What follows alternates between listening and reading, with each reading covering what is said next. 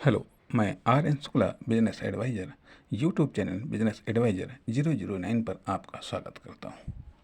आज मैं एक कहानी सुनाने वाला हूँ।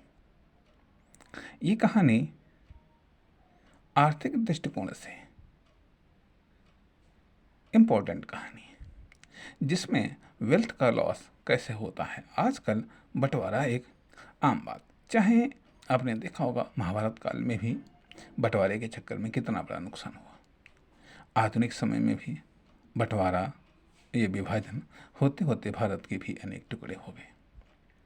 बंटवारा किस प्रकार से हानिकारक होता है या बंटवारे का क्या समाधान हो सकता है, इस कहानी के माध्यम से हम देखने और समझने का प्रयास करेंगे। एक आदमी था जिसके दो लड़के थे। जब तक वो आदमी सामर्थ्यवान रहा तब तक सब एक में मामला चलता रहा। अच्छी खासी खेती पाती थी, दोनों लड़कों के कामकाज हो गए थे, उनके बाल बच्चे भी थे, सब एक में बढ़िया फर्स्ट क्लास सब चल रहा था। खैर समय गुजरा, उस आदमी का भी बुढ़ापा आया और आखिरकार एक दिन वो आदमी खत्म हो गया। उसके बाद में फिर दोनों भाइयों ने ये निर्णय लिया, या जो भी कह लीजिएगा, जिन परिस्थितियों में भी उन्होंने कहा कि अब एक में गुजारा नहीं हो सकता है, इसलिए बांट कर लिया जाए। तो भाई कहा गया, भाई बांट कर लो। बांट खैर होने लगा, हर चीज़ बट गई, लेकिन एक आम का पुराना और बहुत बढ़िया पेड़ था। उस पेड़ का बंटवारा नहीं हो पा रहा था। दोनों में से कोई उस पेड़ को छोड़ने के लिए तैयार नहीं थे। दोनों में से कोई उस पेड़ को छोड़ने के लिए तैयार नहीं थे, और वो जो इतना बढ़िया था इसलिए काट कर भी उसका बंटवारा संभव नहीं था। मामला अब इसी बात पर अटक गया। धीरे धीरे मामला इतना बढ़ गया कि आपस में इतनी अधिक दुश्मनी हो गई कि एक दूसरे की सुरक्षा के लिए लोग लाइसेंस रखने लगे, राइफल बंदूक खरीद लाए, लड़ाई झगड़ा गाली गलौज, यहाँ तक मुकदमेबाजी भी शुरू हो गई। मुकदमेबाजी शुरू हो गई और इस मुकदमेबाजी में जो खेती थी वह भी धीरे धीरे परती होने लगी, कुछ परती होने लगी, कुछ बटाई पर, कुछ ठेके पर। कुल मिलाकर के उस खेती से अनाज की पैदावार जो अच्छी खासी होती थी वो सब डिस्टर्ब हो गई, वो सब बाधित हो गई। थोड़ा सा पुराने ज़माने की बातें हैं, गांव की बात है। खैर इस चक्कर में दोनों हुई भाई, दोनों बाल बच्चे, ये सब बड़ा सब डिस्टर्ब रहने लगे आए दिन। यहाँ तक कि दुश्मनी इतनी बढ़ गई कि सब, हर आदमी, हर भाई दो दो चार चार आदमी रखने लगा। ये लगने लगा पता नहीं कब कौन सा भाई किसके ऊपर जानलेवा आक्रमण करते हैं। खैर कोई बात नहीं, एक बार की बात है। मतलब इस दौरान इस जब खेती पाती सब डिस्टर्ब होने लगी तो खेत बेचने के अलावा और कोई विकल्प था ही नहीं। खेत भी धीरे धीरे बिकने लगा। एक बार की बात है कि एक छोटा भाई सुबह के समय अपने नित्य कर्म करने के लिए वो गया हुआ था। इतने में बारिश शुरू हो गई। तो उस बारिश से बचने के लिए वहाँ पर रोड पर बनी हुई एक छोटी सी पुलिया थी, एक छोटा सा पुल कह लीजिएगा। उसके अलावा वहाँ पर उस बरसात से बचने के लिए और कोई विकल्प नहीं था। तो फिर मजबूरी में वो फिर उसी जगह पर, वहीं पर वो उसी के नीचे बैठ गया बारिश से बचने के लिए। बैठ गया। अब वहाँ पर कुछ समय के बाद में उसको ये आवाज़ें सुनाई दी जिससे कुछ लोग आपस में बातचीत कर रहे हैं। अब वो उस बातचीत को ध्यान से सुनने लगा तो उसने पाया कि इसमें से एक दो लोग तो हमारे पक्ष के हैं और एक दो लोग उनके पक्ष के हैं, और दोनों मुखिया हैं। और वो आपस में बात कर रहे थे कि देखो तो कैसा हम दोनों एक दूसरे को लड़ा रहे हैं। आखिरकार हमें इनको तब तक लड़ाना है जब तक इनका पूरा का पूरा खेत न बिक जाए, घर बखरी न बिक जाए, इनको सबको कतई भीख मांगने लायक कर देना है। भीख मांगने लायक कर देना है। तुम उनको भड़काते रहो, हम इनको भड़काते रहेंगे, परिणाम ये सब लड़ते रहें लड़ते रहें लड़ते रहें। इस तरीके से सब खेती बाती सब इनकी बिक जाएगी। वो बेचें तुम खरीद लो, ये बेचें हम खरीद लें। इसी तरीके से और सारी बातचीत करते हुए वो थोड़ी देर बैठे और ये चले गए। अब इनकी समझ में ये बात आ गई कि अरे हम लोग तो आपस में लड़े मरे जा रहे हैं और ये लड़वा रहे हैं, इससे तो हम बिल्कुल बर्बाद जाएंगे। ये तो जानबूझ करके हमको बर्बाद कर रहे हैं, अर्थात ये इकोनॉमिक रूप से हमको बर्बाद कर रहे हैं। अर्थात इकोनॉमिक रूप से बर्बाद करने के अनेकों तरीके हैं। उनमें बंटवारा भी एक मुख्य होता है, विवाद भी एक मुख्य होता है। विवाद तो सबसे अधिक इकोनॉमिक रूप में बर्बाद करता है। अब इन्होंने सोचा कि अब तो ये सब जब माजरा समझ में आ गया तो इन्होंने सोचा अब इसको हम अभी ख़त्म कर देंगे। अब ख़त्म करने, अभी तक लड़ने के विचार आ रहे थे, अब इस विवाद को ख़त्म करने के विचार आने लगे। सोचा कैसे ख़त्म कर दें, कहाँ बस अभी हम ख़त्म करते हैं। और कुछ मन में सोच करके ये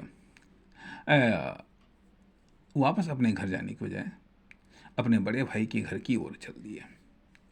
वहाँ पर सुबह एक समय था, बड़ा भाई अपने दरवाजे के बाहर कुल्ला कर रहा था और 2-4 से लोग बैठे थे। तब तक दूर से छोटा भाई आते हुए दिखाई दिया।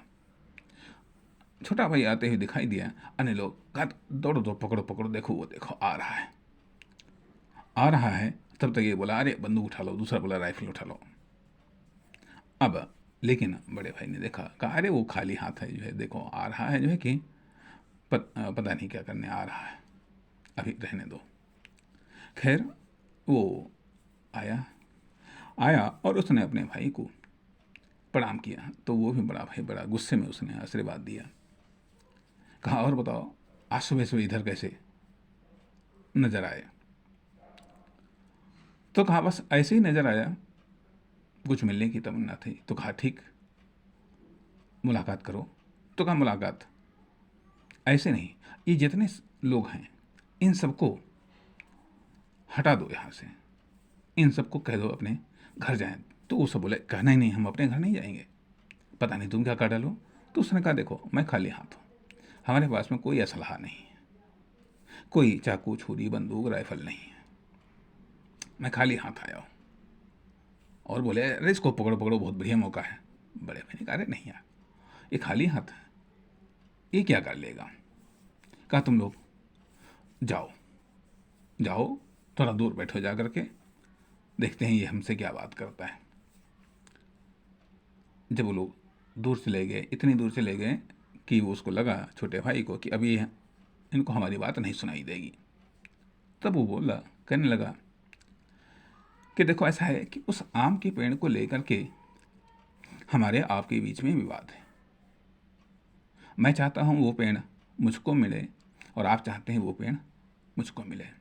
अब अगर हम पेड़ आपको देते हैं तो हमारी हार होगी, या यदि आप हमको वो पेड़ देते हैं तो आपकी हार होगी। इसलिए मैं पेड़ आपको तो नहीं दूंगा, परंतु ये बताइएगा आखिरकार अब चूंकि यह विवादित मामला था, काफ़ी तगड़ा विवादित मामला था, तो औरतें भी उस दरवाजे के पास आ गई थी कि देखें अब पता नहीं क्या होने वाला है, पता नहीं कितना मामला बढ़ जाए जा करके जो है। तो कहा ये बताइएगा भाई आपके बच्चे हैं, मैं आपका छोटा भाई हूँ, तो आपके बच्चे हमारे कौन हुए? तो कहा भाई भतीजे हुए। तो कहा मैं वो पेड़ आपको तो नहीं दे सकता, लेकिन मैं अपने भतीजों को वो पेड़ दे रहा हूँ, वो पेड़ मैं अपने भतीजों को दे रहा हूँ। अब बड़ा भाई थोड़ा सा चौंक गया कि आखिरकार जिस पेड़ के लिए इतना ज़्यादा लड़ाई झगड़ा हो गया, मुकदमेबाजी हो गई, ठीक है, एक दूसरे को मरने पर उतारू हुआ है, आज वो पेड़ ये छोटा भाई मेरे बच्चों को दे रहा है। उसको भी कुछ जोश आ गया। कहा तुम कौन देते हो, तुम देने वाले कौन होते हो? मैं खुद देता हूँ अपने भतीजों को। आखिरकार तुम्हारे बच्चे भी तो हैं, वो भी तो हाँ, उनका मैं ताऊ लगता हूँ। अगर तुम दे सकते हो तो मैं भी तो दे सकता हूँ। अब औरतों को भी लगा कि ये माहौल तो बढ़िया दिशा में जा रहा है, तो उन्होंने कहा कि अब यहाँ पर नहीं, अब घर के अंदर आओ, तब घर के अंदर बातचीत करो। अब भाई घर के अंदर दोनों भाई पहुँचे जा कर के। तब वहाँ पर बड़े भाई ने पूछा कि आखिरकार ये बताइएगा, ये आइडिया तुम्हारे दिमाग में कैसे आ गया? तब छोटे भाई ने सारी की सारी बात बताई। कहा आज ऐसे मैं पुलिया के नीचे में बैठा था, तब फलाने फलाने आपस में बातचीत कर रहे थे, तो हमको लगा कि अरे ये आम का पेड़ तो हमको बर्बाद कर देगा, इसलिए इस लड़ाई को इसी जगह समाप्त करने के लिए मैंने ये निर्णय लिया कि वो पेड़ अब हम आपके बच्चों को दे देंगे और इस विवाद को सदा के लिए समाप्त कर देंगे। अब बड़े भाई की भी बात समझ में आ गई थी। उसने भी कहा कि हाँ, बात आपकी सही है, इसलिए आज से हम सारी की सारी लड़ाइयों को इसी जगह समाप्त कर देते हैं और हम दोनों एक बार फिर से एक में रहेंगे, ताकि फिर से कोई आम का पेड़ हमारे बीच में विवाद का कारण न बन सके। वास्तव में सत्य है कि इकोनॉमिक रूप में बर्बाद करने का एक प्रमुख कारण आपस का बंटवारा भी है, चाहे वो राज्य स्तर पर हो, चाहे वो व्यक्तिगत स्तर पर हो, चाहे पारिवारिक स्तर पर हो।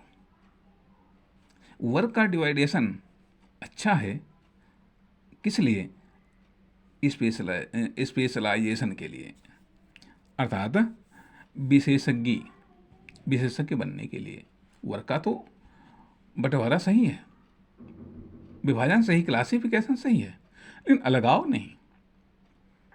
अलगाव नहीं। इसलिए यदि इकोनॉमिक रूप में हमें स्ट्रांग बनना है, तो जहाँ पर भी बंटवारे वाली कंडीशंस आए हैं, वहाँ पर उनको किसी न किसी तरीके से उनको समाधान कर लेना है, उनको हल कर लेना है। इस कहानी से हमको सीख यही मिलती है कि फूट डालो, ग्रास करो, ये तो अंग्रेज़ों की भी पॉलिसी थी। यदि बिना फूट डाले ही हम आपस में फूट पड़ जाती है, तो हम कमज़ोर पड़ जाते हैं। दरार कहीं भी हो, हमेशा कमज़ोर करती हैं, चाहे पहाड़ में हो, पहाड़ में दरार हो, पहाड़ कमज़ोर कर, दीवार में दरार हो, दीवार को कमज़ोर कर देती है। किसी बर्तन में दरार पड़ जाए तो उस बर्तन को कमज़ोर कर देती है।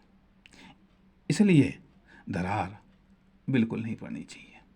इस दरार को पड़ने से पहले ही दरार पड़ने की संभावनाओं को समाप्त कर देना चाहिए। यदि हमको इकोनॉमिक रूप में स्ट्रांग होना है, यदि हमको किसी फील्ड में स्पेशलिस्ट बनना है। धन्यवाद, मिलेंगे अगले भाग में।